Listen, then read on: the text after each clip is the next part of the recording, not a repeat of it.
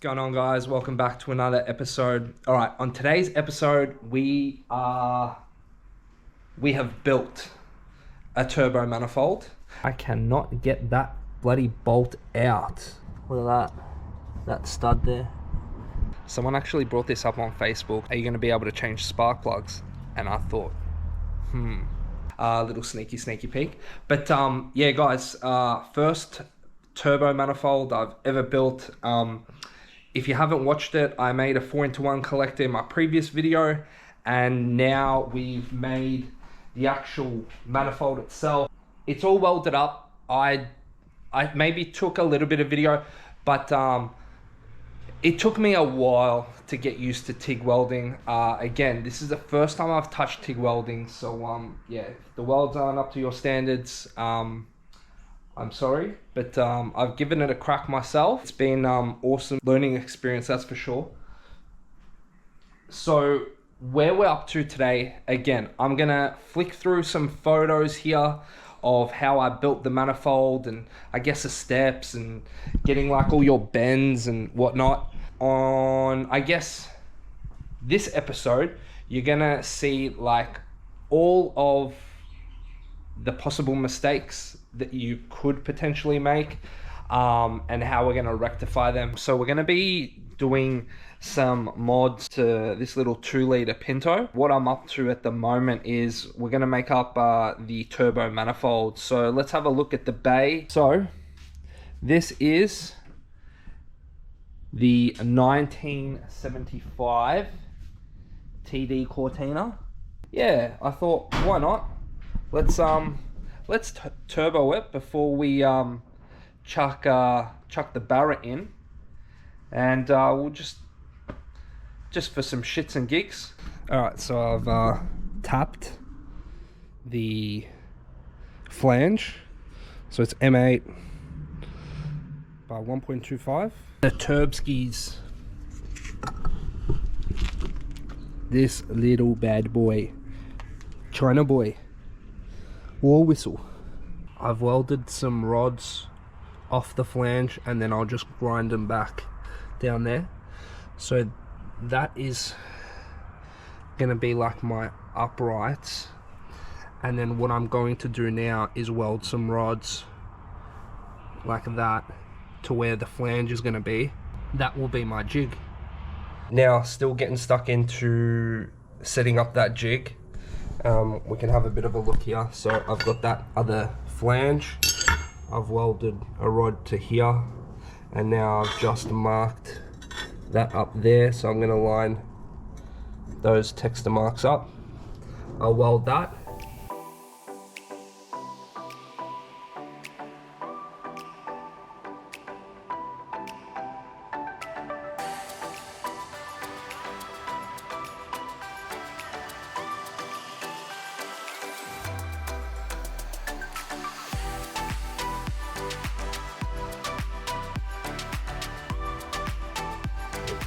Pretty solid to me.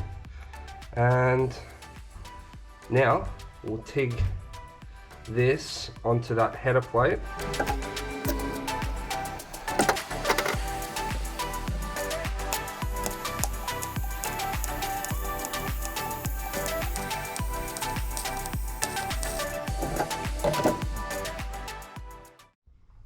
All right, so first little test fit of how this jig looks now in the car. So as you can see, had that tab there, that rod there, and then the rod off to the flange, and then the rod off there as well.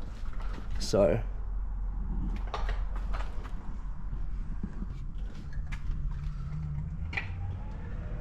now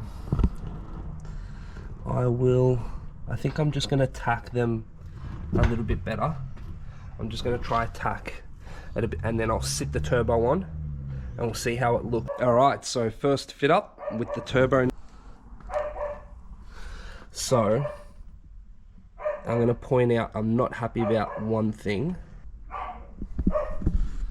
So what I'm not happy about is the clearance to this spark plug here to the housing. It's just, if I decide to run the leads up it's just gonna be close. And don't forget, so this is on top of the 12mm spacer or whatever that flange is. It's gonna even drop it even lower. Yeah, I'm not happy with that. So I'm getting excited. I'm actually getting excited now. It's been a while, and finally getting somewhere. So yeah, no, I can't wait. Should be good. Should be fun. Make some little sututu noises. So the manifold is all tacked together. I'm stoked. I haven't filmed a lot because this is my first time fabricating. Like, this is my first time touching a TIG. I've just jumped straight into the deep end, and like, I think that's the only way like you can learn, yeah, is like just jump into it, learn it, stuff up a few times. We'll keep it PG rated, and yeah, like I guess learn as you go. So I'm only just using like a Unimig 230. So I just only recently bought it. It's one of those Unimig 230 multi-welders, so it's like a TIG and MIG in one. And yeah, so I'm just using like practically what's come with it. I'm using 1.6 tungsten, maybe 2.4mm filler wire, I think. All tacked up. Fucking stoked, guys. Like, have a suss of this. This is like, guys, first time anything like this. This is like crazy. Like, I can't even believe that I've even done this. What I've done, my first time hitting it, I'm stoked. Like, it's come up sick. Now, it's only tacked, right? Tacked. I'm gonna, so these, the flange, it's actually square port, and obviously the runners are all round. So I'm gonna chuck these in the vise. I'm gonna take each of these back off, fully weld them, and then we'll put them back on. Let me know if that's how you're supposed to do it. I'm not sure, but I think for like warpage and stuff, so it doesn't warp here or the flange and whatnot and get heat into the flange, that's what I'm gonna do. Yeah, so let's go ahead and fit this now. I haven't actually fit this in the car. Stupid me. Like, I was pretty confident how it looked. But yeah, now it's all done. It's all done. The only thing that I was scared about is the alternator touching. Worst case, I'll just move the alternator to the passenger side. But I've pushed it out as far as I can go, and I've tucked the alternator, I've pushed out as far as I can go. I've tucked that in as hard as we can go. Like, look, there's nothing I can do there. And I'm confident that's gonna be sweet for the alternator. But let's get it in the car and see how good it looks. All right, guys, you ready for this? First issue. I didn't even suss this, but have a look. Look at that bolt. I can't get it out. I cannot get that bloody bolt out. Do I like cut it down here, cut that, bring that out, and then put like a straight there and give it a bit more clearance? I should actually check all of them now, so I'm gonna have to grind that off. What a pain. I hope you fit. I hope you fit in the car. Look at that clearance. Right.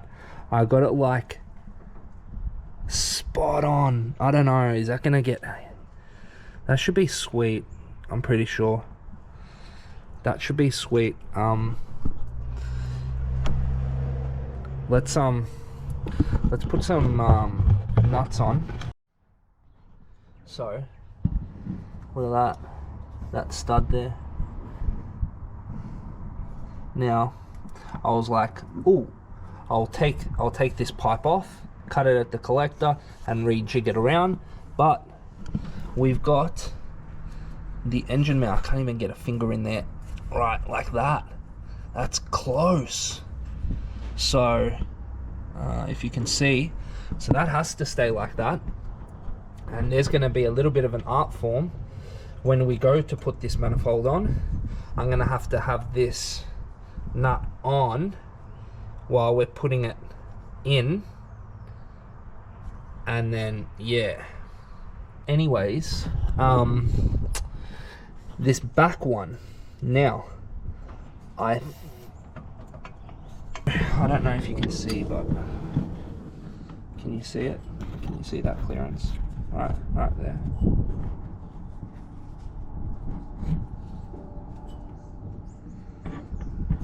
It's pretty tight. There was one thing that I wanted to check, and that is, someone actually brought this up on Facebook, so I posted in one of the Cortina, Ford, Pinto groups, and someone goes, are you going to be able to change spark plugs? And I thought, good question. So now that it's sitting, so I've put the turbo, set it on top of the collector. We're good. We're good, guys. Alright, so it's gonna be a bit of a mission, but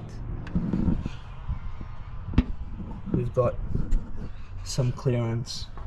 Now the dump is gonna be somewhere out there, and we've got, now who's gonna be ballsy enough to put their hand there? Gonna need something, lots of rags or gloves doing that one, but all the other ones we're all good. We're all good with the other ones. I can definitely do plugs. So yeah, this is with the little Turbski on. Looks good. So cute. But how about that? I still can't get over it. I'm not even gonna have to do anything with this alternator. Like, it fits. That's sick. Unless I kill the alternator or whatnot due to heat. But yeah, we'll see how we go. But I'm pretty happy with that. Now, what I was thinking actually, while I was just off camera, is, do I pull the manifold out? Because we have so much clearance here, right? We have so much clearance. And then, obviously, we don't have much clearance for that bolt. That's going to be a pain. And then plugs is just going to be a little bit tight. So I was thinking, like, do I, like, even if I bring that out, like, do I bring this all out? Because if I weld on some straights onto here and bring the manifold out a bit, we've got heaps of clearance here.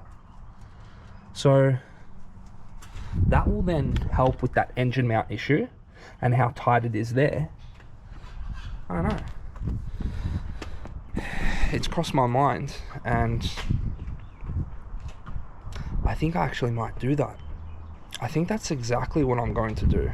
So I'll cut another 30mm tube, and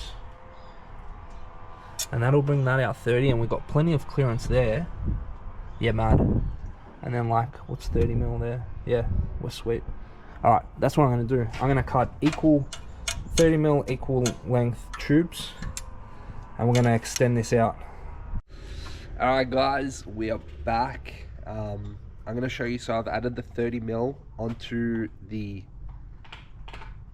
pipes at the header flange, and silly me, I tacked each pipe on when I did the merge collector. I tacked it to the merge, and then I tacked it to the header flange, and then this one, I don't know what happened, but I had it flush, And then somehow, or some reason, I just started going ham and fully welded the merge collector, and we're left with this. So, got that gap there. Now, I was just gonna add a piece into there and then weld it, but if we look at it like this, it's actually pushed the pipe out, and I guess there's a first for everything. I've learnt my lesson, and I will I'm gonna cut the pipe somewhere here, or maybe even back somewhere there, put a bit more angle onto it, get it to sit a bit more flatter. So cool. Have a look at the clearance. Stoked, like doing plug changes now. It's gonna be sick. Still got my clearance at the alternator, which I needed and I wanted. Like that extra 30 mil, unbelievable. Adding that 30 mil on, Jesus Christ. I should have just started again, because when you add that 30 mil out and then you change the way it sit, it sounds all easy. It wasn't. There's probably an easy way to do it, but I did it how I thought would be an easy way, and it turned out to like practically a day and a half exercise just to add them and just to get the pipes to sit here nice and square, and also for that to sit hard up against the flange. Learning for myself is trial fit and then move on. I marked out that little turbo flange jig off the head, and I thought, oh, the turbo will sit perfect. I'll have clearance everywhere, sweet. And I put all the pipes together. I welded everything up. I sat it in the car, put the turbo in, and I was like, why? Anyways, blonde moment. We're back. We fixed it. I've just got some 180 PFC. I've got that because I'm going to be making up a diff jig. So I had that in the back. I didn't need the full beam, so I've cut that. Worked out well. Now, welds, I don't know. You guys can critique, criticize, roast. I'm happy for you to give me any tips. Yeah, that's what it looks like. So that's the finished product. What I'm now doing, and you're probably gonna have noticed, you've probably seen this while I've been talking, blah blah blah blah blah. You're like, oh, what's he doing? What is this? So I've just made up my own little pressure test jiggy thing. Just went to Bunnings and just got some like rubber. And so we've cut out the flange. As you can see, if you can see, there's some rubber. I've also done the same here. So I've got a rubber underneath here, and then I've made up like this little aluminium plate, and I've just got a Schrader valve. And I was like, well, I have filled this up with water, and there were quite a few pinholes.